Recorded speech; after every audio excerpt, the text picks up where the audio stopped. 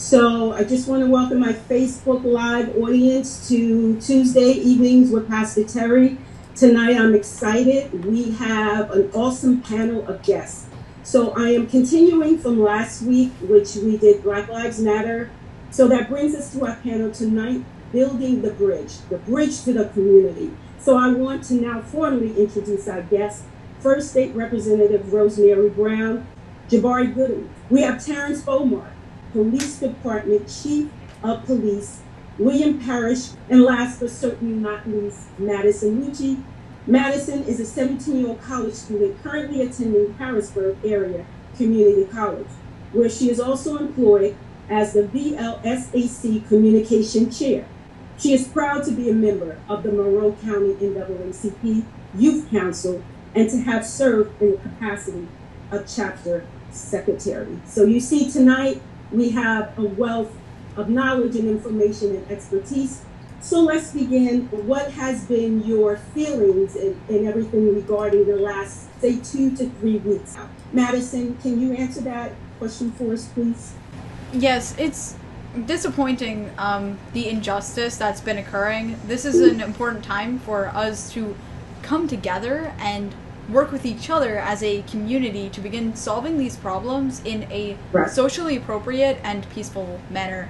This affects me because I am a part of this community and I would like to be a part of the solution and the healing for it. This all goes back to qualified immunity, which needs to be abolished. More young people need to learn about what qualified immunity is and why it needs to be abolished so that the injustice in the Black community will not continue with impunity. Thank you. Wow. Awesome. Thank you so much.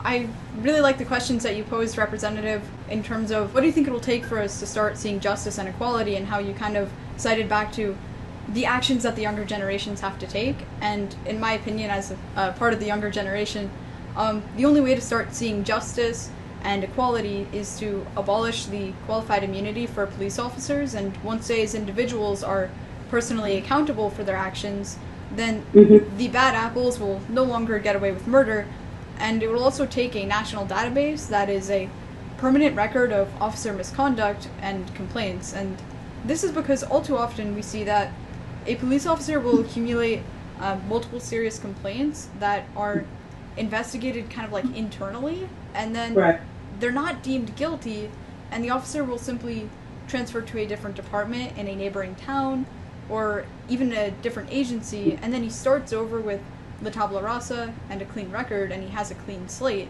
But this is very different from a medical doctor who commits malpractice, because they have a record that will then follow them forever. And really it should be the same way with police. We need to know when someone is repeatedly getting away with murder.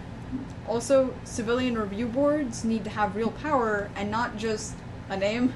They need to be able to determine what the punishment to an officer is going to be, instead of just giving advice.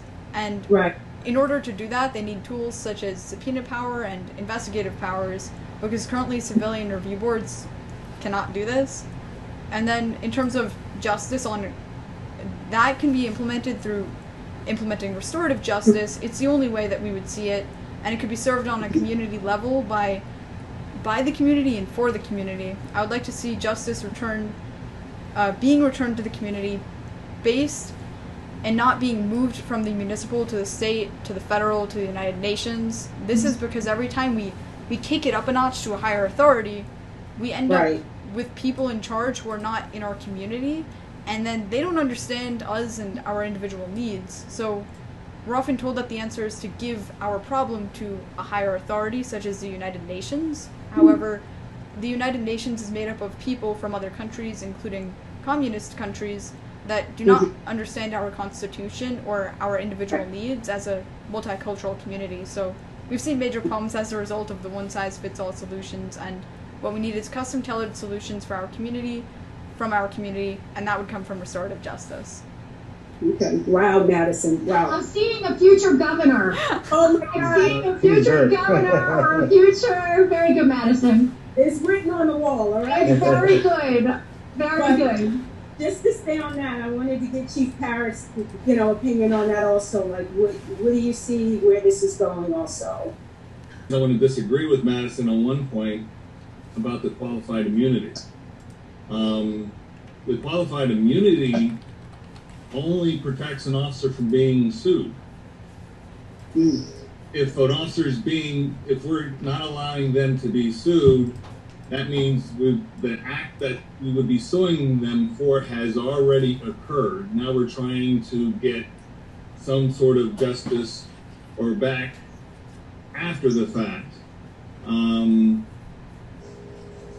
And suing a police officer, if he were to lose everything he has, which is pittance compared to holding the police department accountable, that's really where the qualified immunity goes, is to the police department and the municipality or the government entity that backs them financially.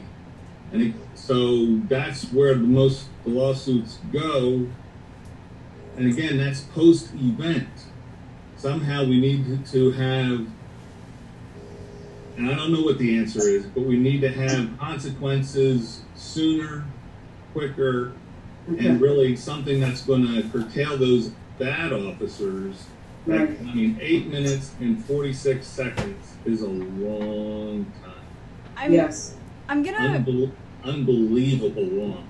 I'm going to respectfully disagree on that point, in that I would like to explain a little bit what I mean with the qualified immunity, is that officers are shielded from liability with this. And what happened here is that the Supreme Court invented qualified immunity back in 1967, and they were describing it as a modest exception for public officials who had acted in good faith and believed that their conduct was authorized by the law. So I can see why you're mentioning that. That was the intention. It was intended to be just a modest exception for public officials who acted in good faith and believed that their conduct was authorized by law. But then 15 years later, in the Harlow v. Fitzgerald case, the court drastically expanded that defense, and even officials who violate people's rights maliciously will be immune unless the victim can show that his or her right was clearly established in a previous citing of a judicial case. Since the Harlow decision, the court has made it exceedingly difficult for victims to satisfy this standard. To show that the law is clearly established, the court has said that a victim must point to a previously decided case that involves the same specific context and particular conduct. Unless the victim can point to a judicial decision that happened to involve the same context and conduct, then the officer will be shielded from liability. And this is why we should abolish qualified immunity and instead implement restorative justice so that justice can be brought back to our nation. Okay. Wow, that's a lot. And also, it's unfortunate that a lot of these sad cases never get to see the light of day. So I'd also like to mention that qualified immunity is one thing where there was a brutal client. We as the public are not told that the jury is instructed that unless it's a completely brutal crime, then the officer if the officer goes and states that he felt like his life was in danger, then the jury has to find him innocent. And after that happens, the public is left wondering, how on earth did an officer get away with complete murder? An example of this is one officer killed a man named Eric Garner in Staten Island. Now the next question is for all of us. It says, what are we willing to do personally to make a change? Madison, you want to just give us your thoughts? Yes, personally, I will continue working with my community and the NAACP Youth Council. Once different cultures start to work together, then we will see an increase in understanding and cooperative action across racial lines. I agree with you, Jabbar. The different cultures need to start seeing each other as equals and start working together to make positive change. I want to not only be the voice of reason, but also a change agent. I will do this by running for political office, initially as a Pennsylvania state representative, in order to have justice restored, and I hope that my community, this community, will back me and support me in this endeavor that I'm doing for us. I have extensive experience in legislation, working with my community and advocating for others, as I've worked closely with Senator Katie Muth, Senator Mario Scavello, when I authored Pennsylvania state legislation, being Senate Bill 791, and I've met many other legislators, including the Lieutenant Governor John Fetterman and U.S. Representative Matt Cartwright, so I'm taking steps to restore the justice.